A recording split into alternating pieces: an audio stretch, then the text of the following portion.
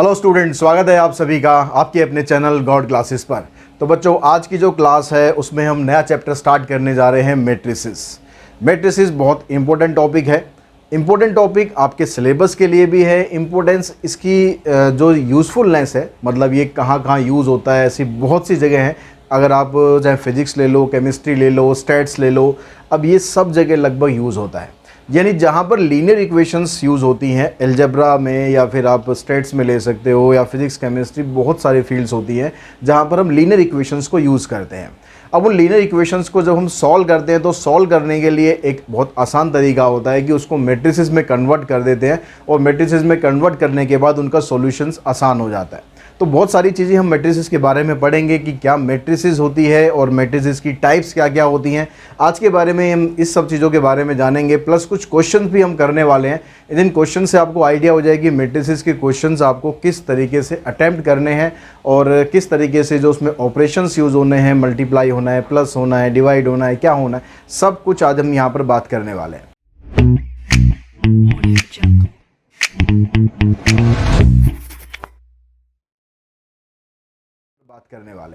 तो सबसे पहले हम बात करते हैं मैट्रिसेस क्या है। मैट्रिसेस को अगर हम डिफाइन करें तो किस तरीके से हम डिफाइन कर सकते हैं। तो मैट्रिसेस कहता है matrices are an ordered rectangular arrangement, और you can say array or display of numbers or function, and matrix is the singular form of matrices. कहीं कहीं पर हमें मैट्रिक्स वर्ड मिलेगा, कहीं कहीं पर मैट्रिसेस वर्ड मिलेगा। तो मैट्रिक्स क्या होती है, सिंगुलर फॉर्म है, और मैट्रिसेस क्या है, प्लूरल फॉर्म है। ये इंग्लिश की बात है, इतनी तो सब आप जानते ही हैं। तो यानी मैट्रिसेस क्या है, जब आपके पास कोई लीनियर इक्वेशंस आएंगी, उन लीनियर इक्वेशंस को आप एक रेक्टेंगुलर अरेंजमेंट में जब आप शो करते हो तो वो बन जाता है मैट्रिसेस। जैसे हमने फॉर एग्जांपल के तौर पे यहाँ लिखा हुआ है कि यहाँ पर 2x 7 3 5y, यानी इसके अंदर ये जो टर्म्स हम लिखते हैं ना, ये टर्म्स कुछ भी हो सकते हैं। कोई नंबर हो सकता है, कोई यहाँ पर फंक्शन हो सकता है, मतलब वेरिएबल्स के अंदर हो सकता है। ट्रिग्नोमेट्री भी आप इसमें यूज़ कर सकते हैं, रूट वाले नंबर भी इसके अंदर यूज़ कर सकते हैं, मतलब कोई भी रियल नंबर आप इसके अंदर डाल सकते हो। ठीक है, सारे यहाँ पर जो भी एलिमेंट्स होते हैं, कोई भी रियल नंबर हो सकता है, कोई भी फंक्शन हो सकता है। तो इसको हम बोलते हैं मैट्रिसेस। अच्छा, ये ध्यान रखेंगे कि मैट्रिसेस में जो अरेंजमेंट है ना, वो रेक्टेंगुलर होना चाहिए। रेक्टेंगुलर का मतलब है कि अगर हमारे पास यहाँ पर 3 एलिमेंट है तो यहाँ नीचे भी 3 ही एलिमेंट होने चाहिए। अगर हम ऐसे लिखते हैं कहीं पर 2x 7 3 5, अगर हम ऐसे लिखते हैं तो ये मैट्रिसेस नहीं है, क्योंकि जो यहाँ पर थर्ड एलिमेंट है वो मिसिंग है। जितने एलिमेंट यहाँ पर आपने ऊपर लिखे हैं उतने ही एलिमेंट नीचे होने चाहिए। ऐसे यहाँ पर अगर ऐसे 2 एलिमेंट लिखे हैं तो ये भी 2 होने चाहिए और ये भी 2 होने चाहिए। तो रेक्टेंगल कंप्लीट होना चाहिए। ऐसा नहीं है कि आप बीच में कुछ स्किप कर सकते हैं। ऐसा भी नहीं हो सकता कि आपने लिख दिया यहाँ 2x 7, यहाँ 3 और यहाँ 5। ठीक है, स्टार्टिंग में लिख दिया, एंड में लिख दिया, आपने कहा सर पूरा तो हो गया। नहीं, पूरा नहीं हुआ है।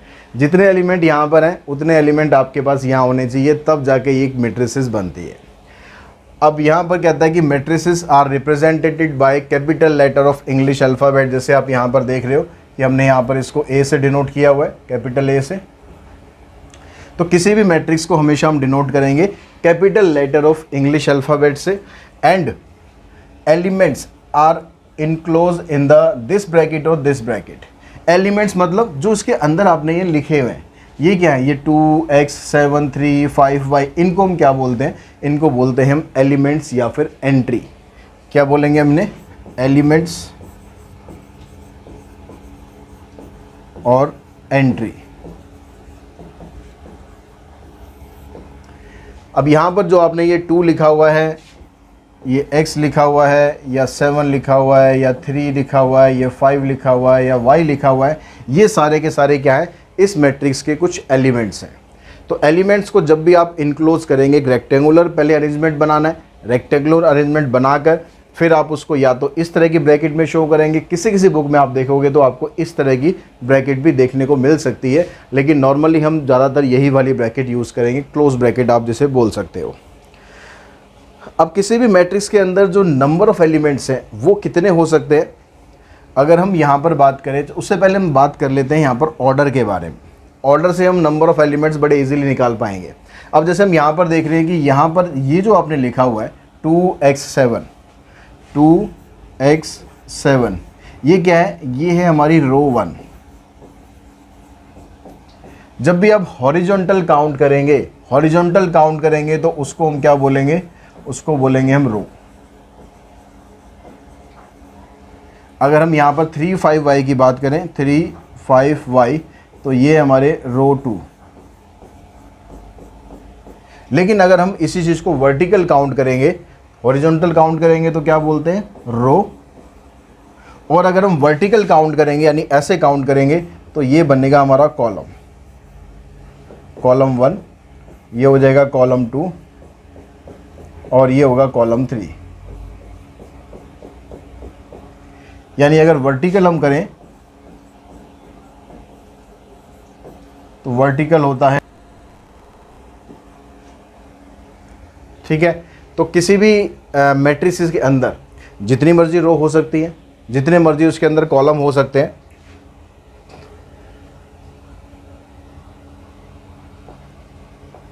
तो किसी भी मैट्रिक्स के अंदर जितने मर्जी आप रो कर सकते हो, जितने मर्जी आप कॉलम कर सकते हो।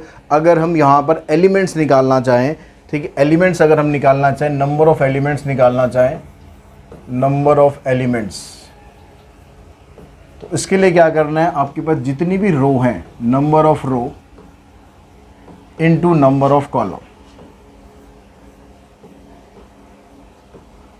नंबर ऑफ रो और नंबर ऑफ कॉलम को मल्टीप्लाई कर देंगे। जैसे अगर हम इसकी बात करें, हमारे पास जो ये मैट्रिक्स लिखी हुई थी, इसके अंदर कितनी रो थी, एक रो यहाँ हो गई, दूसरी रो यहाँ हो गई, कॉलम कितने हो गए, 1 2 3। तो 2 यहाँ पर रो है, 3 यहाँ पर कॉलम है, तो नंबर ऑफ एलिमेंट इसमें कितने हो जाएंगे, हमारे नंबर ऑफ एलिमेंट हो जाएंगे यहाँ पर 2 × 3 यानी 6। और आप काउंट करोगे यहाँ पर तो 6 ही एलिमेंट आपको दिखाई देंगे, 1 2 3 4 5 6। तो किसी भी मैट्रिसेस के अंदर कितने उसके अंदर एलिमेंट आते हैं, ये निकालने के लिए आपको बस क्या करना है, उसकी रो को उसके कॉलम से मल्टीप्लाई कर देना है। तो ये तो आपके निकल गए नंबर ऑफ एलिमेंट। और अब यहाँ पर क्या करना पड़ेगा, हमें यहाँ पर फाइंड करना पड़ेगा ऑर्डर ऑफ मैट्रिक्स। मैट्रिक्स का ऑर्डर क्या है, मैट्रिक्स का ऑर्डर जब भी हम लिखेंगे तो हमेशा हम लिखेंगे पहले रो को, फिर लिखेंगे हम कॉलम को। तो अगर हम इस मैट्रिक्स की बात करें, इसके अंदर 2 रो थी और 3 कॉलम थे, तो हम सिर्फ इसको ऐसे लिखेंगे 2/3, this is the order of matrix. Multiply नहीं करना है, ऑर्डर जब पूछेगा तो मल्टीप्लाई नहीं करना, उसको एज इट इज़ लिखा छोड़ देंगे। और जब आपको एलिमेंट निकालने होंगे तो इन दोनों को मल्टीप्लाई कर देंगे, मल्टीप्लाई करके आपके पास इसके टोटल एलिमेंट आ जाएंगे, ठीक है। तो यहाँ पर हमने इसको रो और कॉलम को लिखा। इन जनरल हम कैसे लिखते हैं ऑर्डर ऑफ मैट्रिक्स को, हम यहाँ पर लिखते हैं m/n। m यहाँ पर किसको रिप्रेजेंट करता है, m रिप्रेजेंट करता है नंबर ऑफ रो को और n रिप्रेजेंट करता है नंबर ऑफ कॉलम को।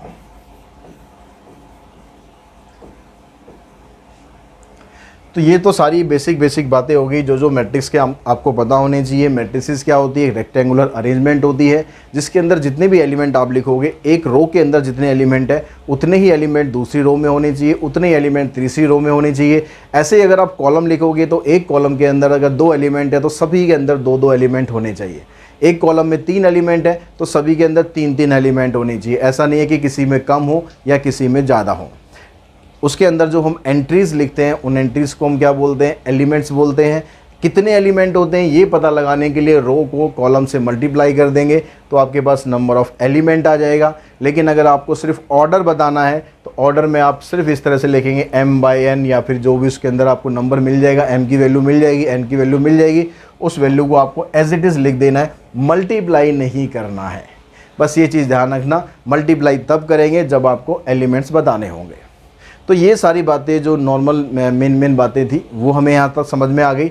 लेकिन अगर मैट्रिक्स को अगर हमें एक जनरलाइज फॉर्म में लिखना है, मैट्रिक्स को अगर हमें डिनोट करना है तो हम किस तरीके से डिनोट करते हैं, कैपिटल लेटर से डिनोट करेंगे मैट्रिक्स को। मैट्रिक्स के जो एलिमेंट है किसी स्मॉल लेटर से आप डिनोट कर सकते हो। अब स्मॉल लेटर से डिनोट करेंगे तो यहाँ पर ये वाला जो एलिमेंट है इसको क्या लिखेंगे हम, A11। इसका मतलब क्या है, A11 का मतलब क्या है, अगर मैं लिख रहा हूँ A11 तो पहला एलिमेंट, पहली जो नंबर है ये किसको रिप्रेजेंट कर रहा है, रो को, और दूसरा एलिमेंट रिप्रेजेंट कर रहा है कॉलम को।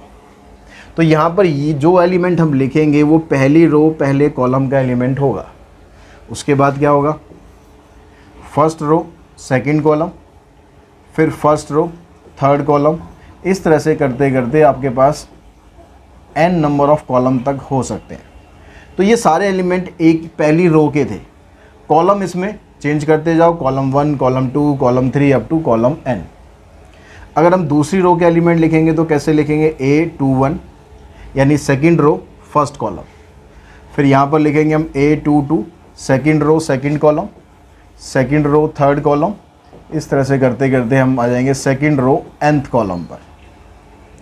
अब जैसे आपने यहाँ पर नंबर ऑफ़ कॉलम अगर n लिए हैं, इस तरह से आप नंबर ऑफ़ रो अगर m ले लेंगे तो हमारे पास ये यहाँ जो एलिमेंट आ जाएगा, mth row first column, mth row second column, mth row third column और लास्ट में आ जाएगा आपके पास mth रो nth कॉलम।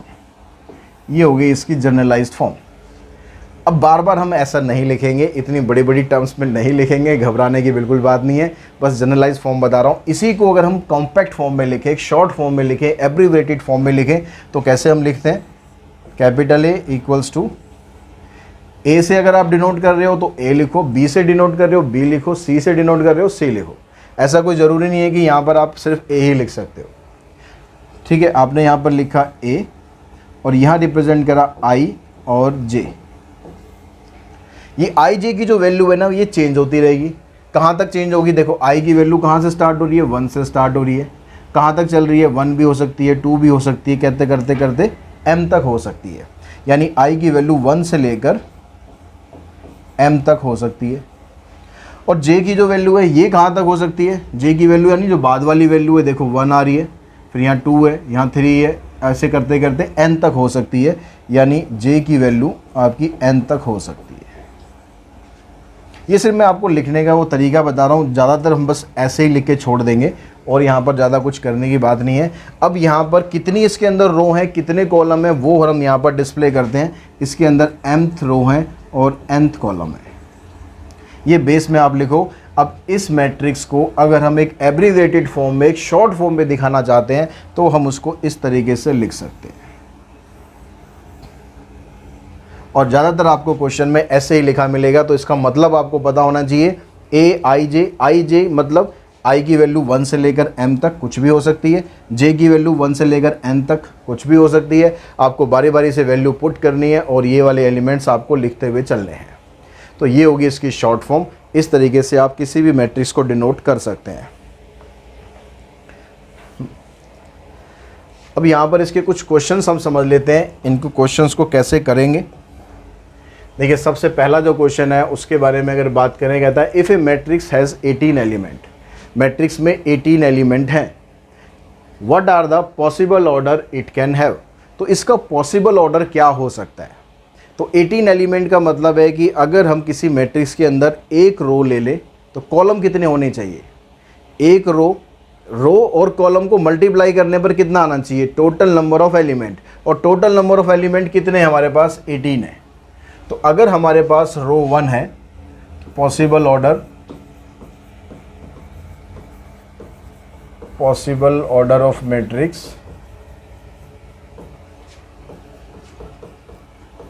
और अगर हमने एक रो लिए तो उसके अंदर 18 एलिमेंट, 18 कॉलम होने चाहिए, क्योंकि नंबर ऑफ रो और नंबर ऑफ कॉलम को मल्टीप्लाई करने पर हमारे पास टोटल नंबर ऑफ एलिमेंट आ जाता है। तो हमारे पास 18 एलिमेंट आने चाहिए। इन दोनों को मल्टीप्लाई करेंगे, या हम इसको रिवर्स करके लिख दें कि 18 रो हैं और 1 कॉलम है, तो भी पॉसिबल है, तो भी 18 एलिमेंट आ जाएंगे। और 18 एलिमेंट कैसे आ सकते हैं, बस आपको सिंपल फैक्टर करते हुए चलने हैं। 18 के फैक्टर लिखते जाओ 2, ठीक है। अगर आपने लिखा यहाँ पर 2 रो हैं तो 9 कॉलम होने चाहिए, 9 रो हैं तो 2 कॉलम होने चाहिए। आपने लिखा यहाँ पर 3 रो हैं तो 6 कॉलम होने चाहिए, और 6 रो है तो 3 कॉलम होने चाहिए। 4 के साथ 18 नहीं आएगा, 5 के साथ 18 नहीं आएगा, 6 के साथ तो ऑलरेडी हमने लिख ही लिया है। तो ये इसका पॉसिबल ऑर्डर हो सकता है अगर उस मैट्रिक्स के अंदर 18 एलिमेंट हैं। फिर आगे कहता है कि what if it has 5 element. 5 यहाँ पर क्या है, 5 है प्राइम नंबर। तो कभी भी प्राइम नंबर आएगा तो उसके 2 ही पॉसिबल ऑर्डर हो सकते हैं। पॉसिबल ऑर्डर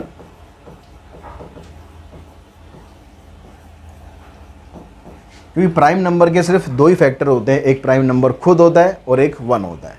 तो यानी इसका ऑर्डर या तो 1 होगा, 1 5 होगा, या फिर 5 1 होगा। ये दो इसके पॉसिबल ऑर्डर हो सकते हैं। इसी के अंदर 5 एलिमेंट आएंगे, अदरवाइज और एलिमेंट आएंगे ही नहीं। अगर यहाँ पर कोई भी आपके पास ऑड नंबर आएगा, ज़रूरी नहीं कि प्राइम ही आए, कोई भी ऑर्डर नंबर आएगा तो ऑर्डर नंबर में आपके पास यही ऑर्डर बनेगा। अगर मान लो यहाँ 27 एलिमेंट होते तो भी हम 1 × 27 और 27 × 1 लिखेंगे, और कोई तरीका उसका लिखने का है ही नहीं। क्योंकि बाकियों में क्या होगा, आपके पास इवन नंबर ऑफ एलिमेंट आने चाहिए, क्योंकि जितने आप एलिमेंट पहली रो में लोगे उतने ही एलिमेंट सेकंड रो में होने चाहिए। अगर पहली रो में हमने 4 एलिमेंट लिए, दूसरे में 4 लेंगे तो इवन हो गया। पहली रो में 3 लिए तो अगली रो में भी 3 लेने पड़ेंगे तो भी इवन हो जाएगा।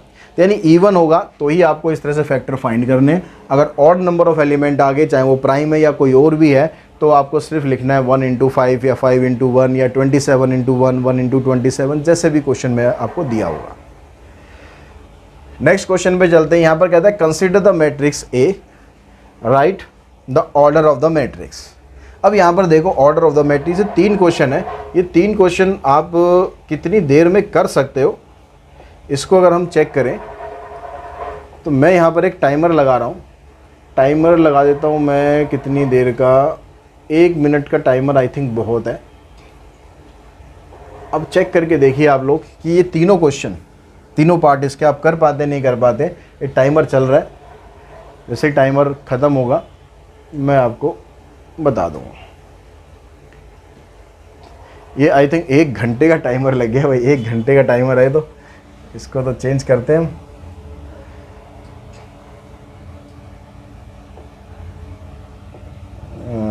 टाइमर आया हमारे पास, ये हुआ 1 मिनट का टाइमर।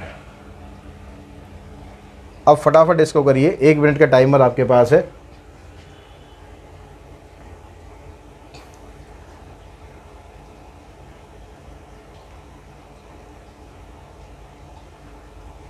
जो बेसिक में बताया था उसको ध्यान रखो। उसको ध्यान रखने के बाद फिर यहाँ पर इसको देखो क्या क्या आपके पास, कैसे कैसे आप इसका आंसर निकाल सकते हो। ठीक है, ऑलमोस्ट आधा मिनट हो चुका है। अब बाकी के आधा मिनट में आपको करना है जो भी करना है।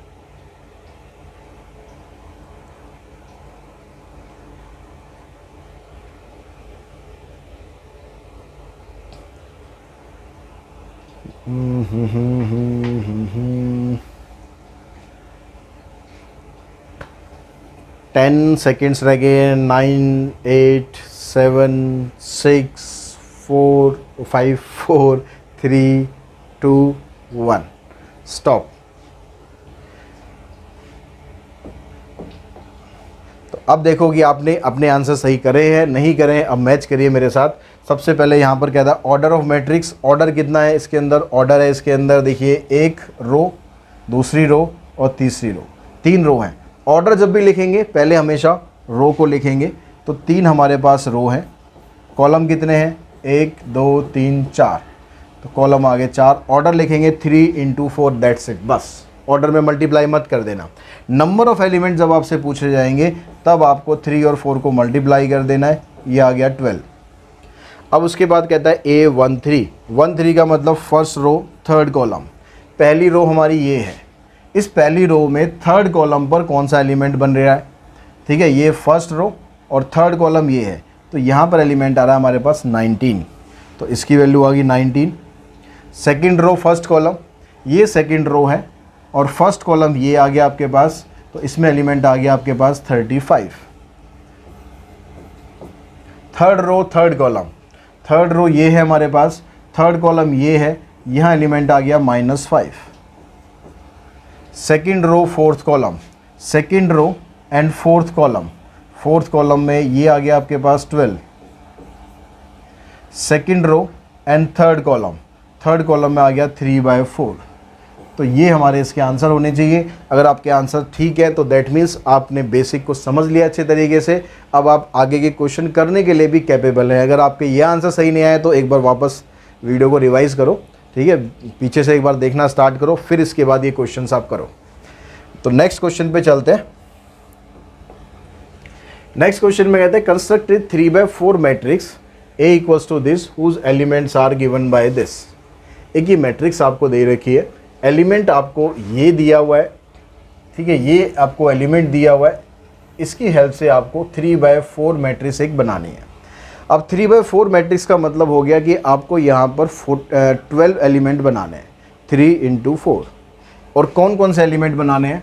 देखिए 3/4 का मतलब है कि 3 रो होनी चाहिए।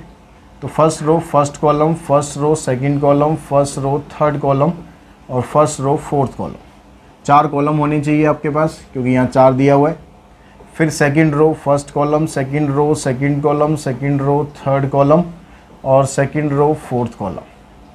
Third row first column, third row second column, third row third column, third row fourth column. ये 12 एलिमेंट्स की वैल्यू आपको निकालनी है और वो वैल्यूज़ को यहाँ पर पुट करके आपको अपनी एक मैट्रिक्स बनानी है। तो पहले देखो बारी बारी से वैल्यू निकालते हैं। पहले A11 अगर आपने लिखा तो इसका मतलब आप I की वैल्यू 1 ले रहे हो, आप J की वैल्यू 1 ले रहे हो। और यहाँ पर ये क्या है, I/J यानी 1/1। तो 1/1 का मतलब 1 आ गया। फिर आप second element row first row second column, तो I की जगह 1, J की जगह 2। पॉइंट में निकालने की ज़रूरत नहीं है, फ्रैक्शन में छोड़ दो, फ्रैक्शन में छोड़ो। First row third column 1/3, first row 4 column 1/4। अब आ जाते हैं हम सेकंड रो पर। सेकंड रो फर्स्ट कॉलम, तो सेकंड रो यानी I की वैल्यू 2 है और इसकी वैल्यू 1 है। Second row second column 2/2, second row third column 2/3 and second row fourth column 2/4 यानी 1/2। अब थर्ड रो पे आ जाते हैं। Third row first column 3/1, third row second column 3/2, third row third column 3/3 का मतलब 1 आ गया, और थर्ड रो फोर्थ कॉलम 3/4। अब ये जो एलिमेंट्स आए इसको ऐसे ही नहीं छोड़ना है, आपको मैट्रिक्स बनानी है। तो आपको आंसर मैट्रिक्स में देना है। यहाँ पर जो भी मैट्रिक्स नाम दिया हुआ है तो ठीक है, नहीं दिया हुआ तो अपने आप नामकरण कर दो, ठीक है। कोई दान दक्षिणा लेने की कोई बात नहीं है, बस नामकरण कर दो, ठीक है। 1 1/2 1/3, 1 1/2 1/3 1/4, फिर क्या है 2 1 2/3 1/2, फिर 3 3/2 1 और 3/4। तो ये हमारे पास एक मैट्रिक्स आ गई।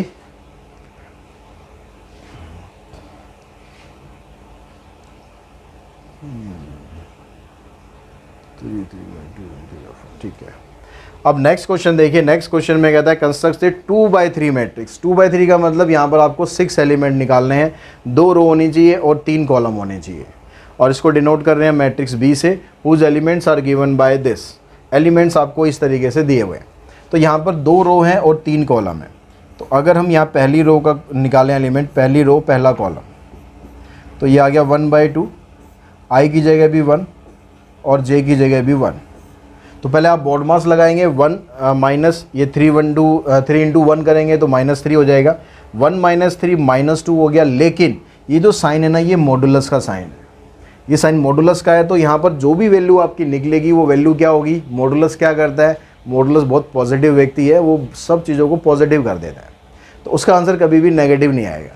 तो यानी ये जो -2 आ रहा था ये एक्चुअली में +2 बन जाएगा और ये हो जाएगा 1/2 इंटू में 2, ये आ गया 1।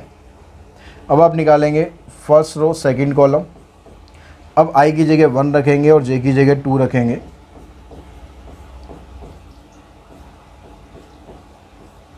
तो 1 - 6 -5, -5 को इससे डिवाइड करोगे 5/2 आ गया। First row third column. अब यहाँ I की जगह 1 रखेंगे और J की जगह 3 रखेंगे। तो 3 3 जा 9, 1 - 9 आ गया -8, लेकिन मॉडुलस है तो +8 बन गया। और 8 को अगर आप 1/2 से मल्टीप्लाई करोगे तो ये आ जाएगा 4। अब आप निकालो सेकंड रो फर्स्ट कॉलम। अब आपको I की जगह 2 रखना है, J की जगह 1 रखना है। अब यहाँ फिर 3 हो गया, 2 माइनस 3 माइनस वन की जगह +1 लेना है क्योंकि मॉड है, +1 को इससे मल्टीप्लाई करेंगे तो 1/2 ही आएगा। Second row second column, i की जगह भी 2, j की जगह भी 2, तो 2 माइनस 6 -4 यानी +4 हो गया, +4 को इससे मल्टीप्लाई करेंगे 2 आ जाएगा। और second row third column 2 minus 3 into 3, यह आ जाएगा 2 माइनस 9 -7 यानी ये बन जाएगा +7/2। तो जो आपकी मैट्रिक्स यहाँ पर B नाम दिया हुआ है तो B का नाम B से लिख दो। आपकी मैट्रिक्स क्या बन गई, पहला एलिमेंट 1 आया, फिर 5/2 आया, 1 5/2 4 1/2 2 और फिर आया लास्ट में आपके पास 7/2। तो ये बन गई आपकी B matrix, 1 5/2 4 1/2 2 and 7/2। Next question पे चलते हैं। नेक्स्ट क्वेश्चन अगर मैं आप लोगों को दूं, नहीं ये क्वेश्चन मैं समझा दूं, फिर आगे कुछ इस तरह का क्वेश्चन आपको दूंगा, टाइमर लगा के दूंगा, ध्यान रखना। तो यहाँ पर आपको दिया हुआ है aij इक्वल्स टू, अब यहाँ पर aij जो है ना, यहाँ पर दो फंक्शन में कन्वर्ट हो रहा है, या तो आप इसकी वैल्यू ये लेंगे या फिर इसकी वैल्यू ये लेंगे। कब कौन सी वैल्यू लेनी है ये डिपेंड करेगा इस कंडीशन के ऊपर। अगर i की वैल्यू j से बड़ी है या j के बराबर है तो आपको ये वाली वो लेना है aij, और अगर i की वैल्यू j से छोटी है तो फिर हमें ये लेना है। हमें एक मैट्रिक्स कंस्ट्रक्ट करनी है 3/4, 3/4 मतलब वही 12 एलिमेंट हमें निकालने हैं, 3 रो होनी चाहिए और 4 कॉलम होने चाहिए, यानी हमें एलिमेंट फाइंड करना है पहले फर्स्ट रो फर्स्ट कॉलम। अब यहाँ पर देखो फर्स्ट रो फर्स्ट कॉलम लिख रहे हो, मतलब i और j दोनों आपस में इक्वल हैं। अगर दोनों आपस में इक्वल हैं तो aij की वैल्यू ये आपको लेनी है, यानी यहाँ पर i की जगह रखना है 1, j की जगह रखना है 1, आपके पास वैल्यू आ जाएगी 2। अगर आप निकालते हैं फर्स्ट रो सेकंड कॉलम, अब यहाँ पर i की वैल्यू j से कम है, i की वैल्यू j से कम है, तो आपको ये वाला aij लेना है, यानी 1/2 i और j, i की जगह 1 j की जगह 2, ये आ जाएगा -1/2। फिर हम लेंगे a13, इसमें भी आपको यही लेना पड़ेगा क्योंकि यहाँ पर i की वैल्यू j से कम है, तो इसमें भी आपको यही वाला फंक्शन लेना है 1/2 1 -3 -2 आएगा, -2 को इससे डिवाइड करेंगे -1 आ गया। यहाँ पर मॉड नहीं है, सिंपल ब्रैकेट है, तो माइनस है तो माइनस में रखना है, प्लस नहीं करना पिछले क्वेश्चन की तरह। उसके बाद हमें एक कॉलम और चाहिए a14, यहाँ पर भी आपको यही लेना पड़ेगा, 1 माइनस इसकी वैल्यू आ गई 4, यानी आ जाएगा -3/2। अब हम चलते हैं सेकंड रो पर। अब सेकंड रो यानी i की वैल्यू कह रहा है 2 है और j की वैल्यू 1 है, यानी i की वैल्यू j से बड़ी हो गई। i की वैल्यू j से बड़ी है तो आपको ये रखना i + j यानी 2 + 1। अगर हम यहाँ पर करेंगे, यहाँ पर i और j बराबर हैं तो तब भी आपको यही रखना है। अगर हम यहाँ पर जाएं a23, तो i की वैल्यू j से बड़ी नहीं है, i की वैल्यू j से छोटी हो गई, तो अब आपको ये वाला लेना है 1/2 2 - 3 यानी -1/2। फिर हमें लेना है यहाँ पर a24, यहाँ पर भी i की वैल्यू इससे कम है, तो यह आ जाएगा -2 को इससे मल्टीप्लाई करेंगे -1। और उसके बाद आ गया आपके पास थर्ड रो यानी i की वैल्यू j से बड़ी है तो आपको ये लेना है, यानी 1 + 1 3 + 1, ये आ गया 4। यहाँ भी i j से बड़ा है तो भी आपको यही लेना है, और यहाँ पर i और j बराबर हैं तब भी आपको यही लेना पड़ेगा। लेकिन यहाँ लास्ट में आके i की वैल्यू j से हो गई कम, तो इसमें सेकंड वाला फंक्शन लेना है आपको, तो ये आ जाएगा -1/2। तो हमारे पास ये सारे के सारे 12 के 12 एलिमेंट निकल गए। अब आपको सिर्फ एक मैट्रिक्स लिखनी है जो आपका आंसर बन जाएगा। आंसर है आपका 2 - 1/2 -1, उसके बाद लास्ट में है -3/2। फिर यहाँ पर एलिमेंट है आपके पास 3, 4, -1/2, फिर लास्ट में है -1। इधर आ गया आपके पास 4, 5, 6 और -1/2। चेक कर लेते हैं अपना आंसर एक बार। 2 -1/2 -3 4 -1/2 4 5 6 -1/2। तो नेक्स्ट क्वेश्चन पे चलते हैं। स्क्रीनशॉट आप साथ साथ लेते रहें जिसका स्क्रीनशॉट की आपको रिक्वायरमेंट लगती है। तो अब आते हैं हम नेक्स्ट टॉपिक पर। तो ये सब छोटे छोटे क्वेश्चंस थे। अब आप इस तरह के क्वेश्चन एक्सरसाइज में जो है एमएल की, तो वो आप ट्राई कर सकते हो, या आपके आरडी है उसमें भी ट्राई कर सकते हो, जो भी बुक है इस तरह के क्वेश्चन आप इजीली अब कर सकते हो। अब बात करते हैं मैट्रिसेस। तो हमने समझ ली कि मैट्रिसेस क्या होती है। अब बात करेंगे इसकी टाइप्स की, कि टाइप ऑफ मैट्रिसेस क्या होती है। सबसे पहले हमने लिया यहाँ पर ज़ीरो मैट्रिक्स। ज़ीरो मैट्रिक्स को आप नल मैट्रिक्स भी बोल सकते हो, वॉइड मैट्रिक्स भी बोल सकते हो। इसमें क्या होता है, जैसा कि इसका नाम है, इसमें सब कुछ जीरो होता है। होना चाहिए रेक्टेंगुलर। मैट्रिक्स अगर है तो रेक्टेंगुलर होना चाहिए, चाहे एक एलिमेंट हो, चाहे दो एलिमेंट हो, चाहे 10 एलिमेंट हो, लेकिन होना चाहिए रेक्टेंगुलर। तो अगर आप सिंपल ऐसे लिखते हो, अगर आप लिखते हो ऐसे 0, तो भी ये नल मैट्रिक्स है। अगर आप लिखते हो 0 0 0 0, तो भी ये नल मैट्रिक्स है। आप लिखते हो 0 0 0 0 0 0 0 0 0 0, तो भी ये नल मैट्रिक्स है। यानी किसी भी तरह की रेक्टेंगुलर मैट्रिक्स लिख लो। अगर यहाँ पर आपने 2/2 लिखा है तो ये स्क्वायर मैट्रिक्स, अभी आगे हम पढ़ेंगे, ठीक है। तो आपने कैसे भी लिखा, सारे एलिमेंट 0 होने चाहिए, तो उसको हम बोलते हैं नल मैट्रिक्स। और इसको हम रिप्रेजेंट करते हैं, इट इज डिनोटेड बाय ओ। 0 नहीं है ये, ठीक है, ओ है, इंग्लिश अल्फ़ाबेट है ये। क्योंकि मैट्रिक्स को जो आप डिनोट करते हो इंग्लिश अल्फ़ाबेट से डिनोट करते हो। अब अल्फ़ाबेट भी इसका ऐसा ही चूज़ किया हमने कि उसमें और 0 में कुछ फ़र्क ही नज़र नहीं आता है, ठीक है। लेकिन मैट्रिक्स को जब भी हम डिनोट करेंगे तो ओ से डिनोट करना है नल मैट्रिक्स को, ठीक है। उसके बाद आते हैं हम रो मैट्रिक्स। अब रो मैट्रिक्स, यहाँ भी इसका नाम ही इसको डिफ़ाइन कर रहा है कि इसके अंदर एक रो होनी चाहिए, कॉलम मतलब ही नहीं है भाई हमें। कॉलम चाहे इसमें 1 हो, चाहे कॉलम 10 हो, चाहे कॉलम 100 हो, रो बस एक होनी चाहिए। It contains only one row, it contains only one row. तो अगर हम इस मैट्रिक्स की बात करेंगे, पहले हम यहाँ पर एग्जाम्पल लिख लेते हैं एक दो। अगर मैंने लिखा यहाँ पर सिंपल 2 3, तो मैट्रिक्स में कभी भी कॉमा लगा के मत लिखना, ठीक है। मैट्रिक्स में कभी कॉमा लगा के मत लिखना। एक एलिमेंट 2 हो गया, अगला एलिमेंट 3 हो गया। यहाँ पर एक रो है, 2 कॉलम है। अगर मैं यहाँ पर लिख दूँ 1 2 3 4 5, जितने मर्जी कॉलम लिख लो, कॉलम से कोई मतलब नहीं है, हमें सिर्फ मतलब यहाँ पर रो से है कि एक रो होनी चाहिए। तो यानी इसका अगर आप ऑर्डर लिखोगे, इस मैट्रिक्स का ऑर्डर ऑफ मैट्रिक्स, तो यहाँ पर रो की जगह हमेशा रहेगा 1, क्योंकि रो तो एक ही होगी। कॉलम जितने मर्जी आप कर दो, तो 1/n। स्टैंडर्ड फॉर्मेट में अगर लिखेंगे तो 1/n। यानी अगर हम इसका ऑर्डर बताएंगे तो 1/2 हो जाएगा, इसका ऑर्डर बताएंगे तो 1/5 हो जाएगा, ठीक है। यानी जो बाद वाली वैल्यू है, जो कॉलम वाली वैल्यू है वो चेंज हो रही है, जो रो वाली वैल्यू वो चेंज नहीं हो रही, वो एज इट इज़ की एज इट इज़ रहेगी। Column matrix,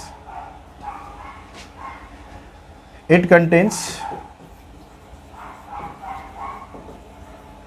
only one column. Column एक होना चाहिए भाई, रो से कोई मतलब नहीं है यहाँ पर। तो इसका ऑर्डर अगर आप लिखोगे तो इसमें नंबर ऑफ रो आप जितनी मर्जी करो, लेकिन कॉलम एक ही रहेगा, कॉलम कभी भी इसमें चेंज ही नहीं होगा। स्क्वायर मैट्रिक्स बड़ी इंपॉर्टेंट है। आगे ज़्यादातर क्वेश्चन जो हम करेंगे ना, वो स्क्वायर मैट्रिक्स में हम डील करेंगे। स्क्वायर मैट्रिक्स का मतलब क्या हो गया, अगर आपके पास m और n की वैल्यू बराबर आ गई, m का मतलब नंबर ऑफ रो, n का मतलब नंबर ऑफ कॉलम। अगर किसी मैट्रिक्स में नंबर ऑफ रो और नंबर ऑफ कॉलम बराबर हो जाते हैं तो उसको हम बोलते हैं स्क्वायर मैट्रिक्स। फॉर एग्जांपल, अगर मैं खाली लिख दूं 4, एक रो है एक कॉलम है, स्क्वायर मैट्रिक्स है। अगर मैं लिख दूं 1 2 0 4, 2 रो हैं 2 कॉलम हैं। अगर मैं लिख दूं 1 2 3 0 2 1 1 5 6, 3 रो हैं 3 कॉलम है। ये भी स्क्वायर मैट्रिक्स है, ये भी स्क्वायर मैट्रिक्स है, ये भी स्क्वायर मैट्रिक्स है। ये स्क्वायर मैट्रिक्स ऑफ ऑर्डर 1, ये स्क्वायर मैट्रिक्स ऑफ ऑर्डर 2, ये स्क्वायर मैट्रिक्स ऑफ ऑर्डर 3। यानी जो स्क्वायर मैट्रिक्स है उसको आप एक स्टैंडर्ड फॉर्म में अगर आप लिखोगे, square matrix is a matrix which has same number of row and same number of column and you can call it the matrix of order n। n की जगह वहाँ पर कुछ भी वैल्यू हो सकती है, ठीक है। अब यहाँ पर एक चीज़ और हम समझेंगे, जैसे यहाँ पर 1 बाय 1 में तो कुछ उसमें करने की बात ही नहीं कि एक ही एलिमेंट होता है, लेकिन अगर हम इसके अंदर मान लो ये 3 बाय 3 मैट्रिक्स है, इसको थोड़ा सा मैं दूसरा अच्छे से लिख दूँ ज़रा, 2 5 3 1 6 2 1 5 2, ये हमने एक 3 बाय 3 मैट्रिक्स लिखी। अब इसके अंदर जो आपको एलिमेंट दिख रहे हैं, जैसे स्क्वायर जब हम बनाते हैं तो स्क्वायर के अंदर क्या होता है, एक डायगोनल होता है। जब हम नॉर्मल ज्योमेट्री की बात करते हैं, अगर मैंने स्क्वायर बनाया तो स्क्वायर के अंदर एक डायगोनल ये हो गया, एक डायगोनल ये हो गया। लेकिन जब हम मैट्रिक्स की बात करेंगे तो यहाँ पर एक ही डायगोनल होता है जिसको हम प्रिंसिपल डायगोनल भी बोलते हैं, और वो डायगोनल आपका ये वाले 3 एलिमेंट डायगोनल का काम करते हैं। ये वाले 3 एलिमेंट आपको डायगोनल नहीं लेने, ऐसे डायगोनल नहीं लेना है, डायगोनल आपको ऐसे लेना है। उसका भी एक पर्टिकुलर रीज़न है। ये वाला एलिमेंट आप देखोगे तो इस एलिमेंट का एड्रेस क्या है, ये एलिमेंट कहाँ पर पाया जाता है, ये एलिमेंट पाया जाता है फर्स्ट रो फर्स्ट कॉलम पर, यानी A11। ये वाला एलिमेंट कहाँ पाया जाता है, ये एलिमेंट पाया जाता है सेकंड रो सेकंड कॉलम पर। ये एलिमेंट कहाँ पर पाया जाता है, थर्ड रो थर्ड कॉलम पर। तो यहाँ पर जो हम एलिमेंट लिख रहे हैं उसके अंदर number of row number of column same position पर है, यानी एड्रेस इसका याद करना आसान है भैया, जिस गली में आप जा रहे हो ना वही उसका मकान नंबर है, ये ऐसे समझ सकते हो, ठीक है। तो first row first column, second row second column, third row third column. अगर आप इसको ऐसे लेके चलोगे तो ये वाली चीज़ नहीं आएगी। अगर मैं इस एलिमेंट की बात करूँगा 3, तो 3 यहाँ पर कौन सी रो है, फर्स्ट रो है लेकिन थर्ड कॉलम है, तो यहाँ पर इसकी गली अलग होगी, मकान नंबर अलग हो गया। तो जिसकी गली अलग है मकान नंबर अलग है वो प्रिंसिपल डायगोनल नहीं है। प्रिंसिपल वही है, डायगोनल वही है, प्रिंसिपल डायगोनल वही है जिसका नंबर ऑफ रो और नंबर ऑफ कॉलम दोनों सेम हो। इसलिए हमेशा स्क्वायर मैट और डायगोनल जो एलिमेंट होंगे वो स्क्वायर मैट्रिक्स में ही हो सकते हैं, किसी रेक्टेंगुलर मैट्रिक्स में नहीं होंगे। A square matrix only have diagonal elements, ठीक है। और कैसे लेने हैं, आपको हमेशा इस डायरेक्शन वाले एलिमेंट लेने हैं जिसको हम प्रिंसिपल डायगोनल भी बोलते हैं। It is called principal diagonal element. तो ये कंफ्यूज होने की ज़रूरत नहीं है कि सर डायगोनल हम ये वाले क्यों नहीं लेते। बहुत से बच्चे ये क्वेश्चन पूछते हैं कि सर डायगोनल तो ये भी होता है, डायगोनल ये क्यों नहीं लेते। उसका रीज़न ये है, डायगोनल एलिमेंट वही होंगे जिसका नंबर ऑफ़ रो और नंबर ऑफ़ कॉलम का प्लेस जो है वो सेम होगा, जिसका एड्रेस करना याद करना आपको आसान रहेगा। अब हम उससे आगे चलते हैं। इसके स्क्रीनशॉट आप ले लीजिए। एक एक मैट्रिक्स को ध्यान से समझना है। डायगोनल मैट्रिक्स, डायगोनल मैट्रिक्स अभी जो हमने एक मैट्रिक्स पढ़ी उसके अंदर डायगोनल एलिमेंट हमने देखा भाई कौन से डायगोनल एलिमेंट हैं। तो एक ऐसी मैट्रिक्स लेकिन स्क्वायर होनी चाहिए। A square matrix is said to be diagonal matrix. A square matrix, square word जरूर होना चाहिए, is said to B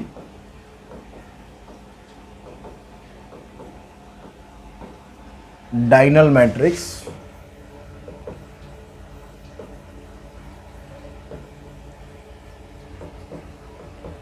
if non-diagonal elements are 0।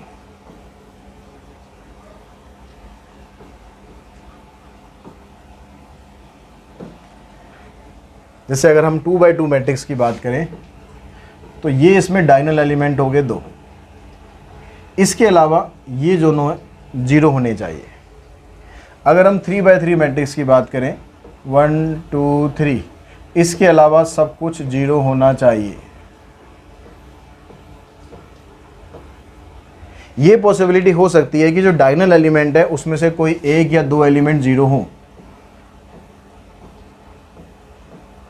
सारे मत कर देना, सारे जीरो कर दिए तो कौन सी मैट्रिक्स बन जाएगी, वो मैट्रिक्स बन जाएगी आपकी null matrix.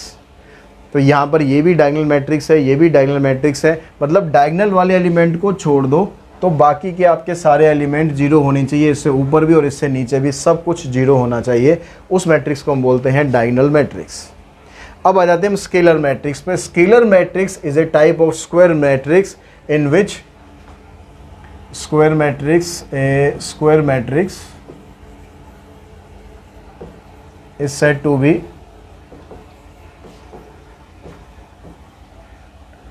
scalar if its diagonal elements are same. Diagonal elements are same and non-diagonal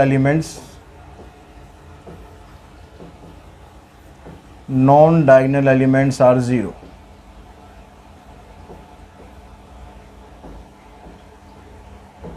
यानी स्केलर मैट्रिक्स भी एक टाइप की डायगोनल मैट्रिक्स ही होती है। जैसे अगर हम यहाँ पर ये एलिमेंट लेंगे, ये 2 हो गया तो यहाँ पर भी 2 होना चाहिए, ये सारे ज़ीरो होंगे। अगर हम 3/3 में बात करें तो 2 2 2 ये सब ज़ीरो होना चाहिए। यानी आप ये कह सकते हो कि जो स्क्वायर मैट्रिक्स होती है, स्केलर मैट्रिक्स जो होती है, scalar matrix is also diagonal matrix.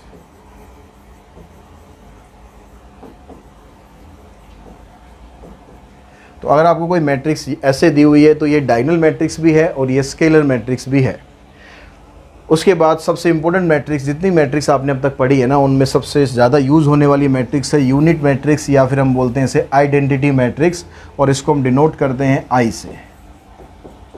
It is denoted by आई। अब ये होता क्या है, ये भी स्क्वायर मैट्रिक्स होती है, यानी ये भी स्क्वायर होनी चाहिए, ये भी स्क्वायर होनी चाहिए और ये भी स्क्वायर मैट्रिक्स होनी चाहिए। A square matrix is said to be unit matrix or identity matrix if its diagonal element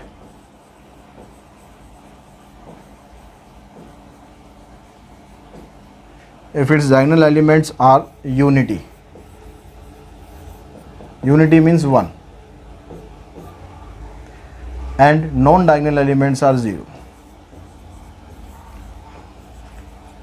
Non-diagonal elements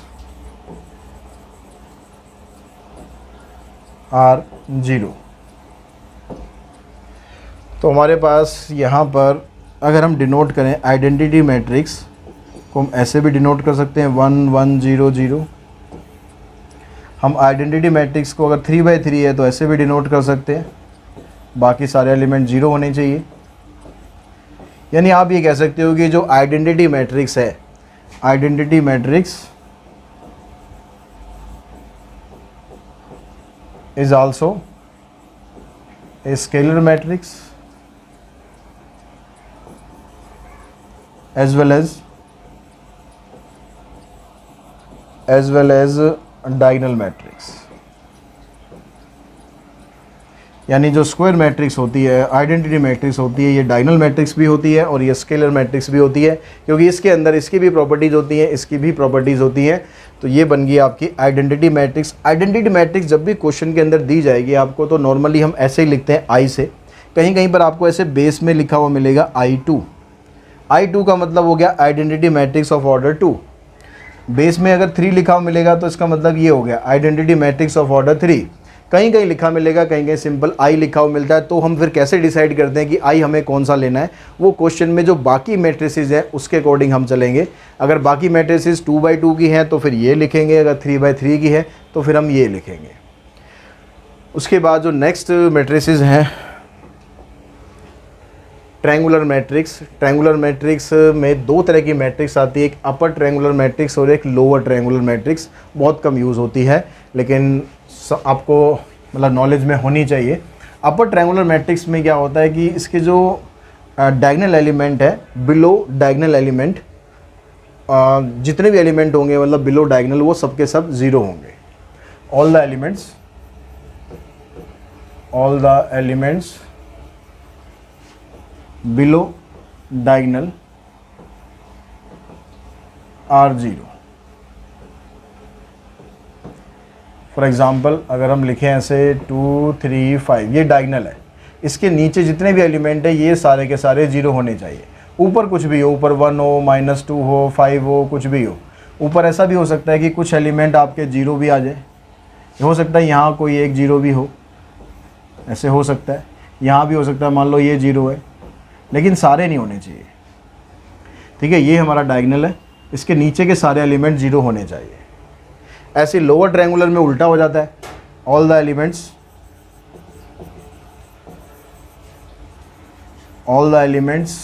above diagonal are zero. यानी अगर आप लिखते हो ऐसे 5 3 2, ये डायगनल है, इसके ऊपर के सारे एलिमेंट 0 हो जाएंगे। यहाँ पर आप कुछ भी लिखो, इस तरह की मैट्रिक्स बनती है lower triangular matrix. Comparable matrix और इक्वल मैट्रिसेस। कंपेरेबल या इक्विवेलेंट मैट्रिसेस हम किसे बोलते हैं? ऐसी मैट्रिक्स जिसको हम कंपेयर कर सकते हैं। कंपेयर हम तभी कर सकते हैं जब दोनों मैट्रिक्स का ऑर्डर सेम हो।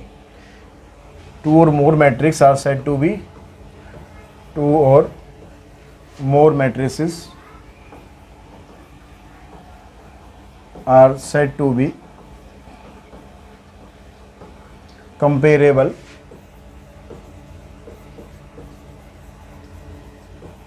if they have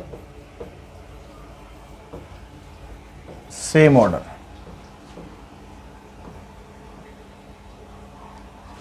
अगर एक मैट्रिक्स हमारे पास है, यहाँ पर एलिमेंट है 2 3 4 5, इसका ऑर्डर है 2/2, तो दूसरी मैट्रिक्स आपके पास है 5 7 6 2, इसका ऑर्डर भी 2/2।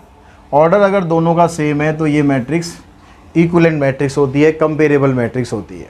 लेकिन जब हम इक्वल मैट्रिक्स की बात करते हैं, 2 or more matrices are said to be equal, 2 or more matrices are said to be equal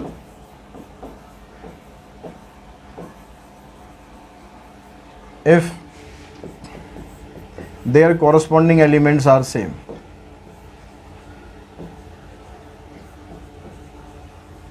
If their corresponding elements are same. अब कॉरस्पॉन्डिंग एलिमेंट सेम होंगे तो ऑर्डर भी अपने आप सेम हो जाएगा, तो वो ऑर्डर आपको डिफाइन करने की ज़रूरत नहीं है। अगर हम यहाँ लिखते हैं 2 3 4 5 और एक दूसरी मैट्रिक्स हम लिखते हैं 2 3 4 5, तो इसके जो यहाँ पर कॉरस्पॉन्डिंग एलिमेंट है, मतलब यहाँ पहला एलिमेंट, यहाँ पहला एलिमेंट, ये सेम होना चाहिए, ये सेम होना चाहिए, ये सेम होना चाहिए, ये सेम होना चाहिए।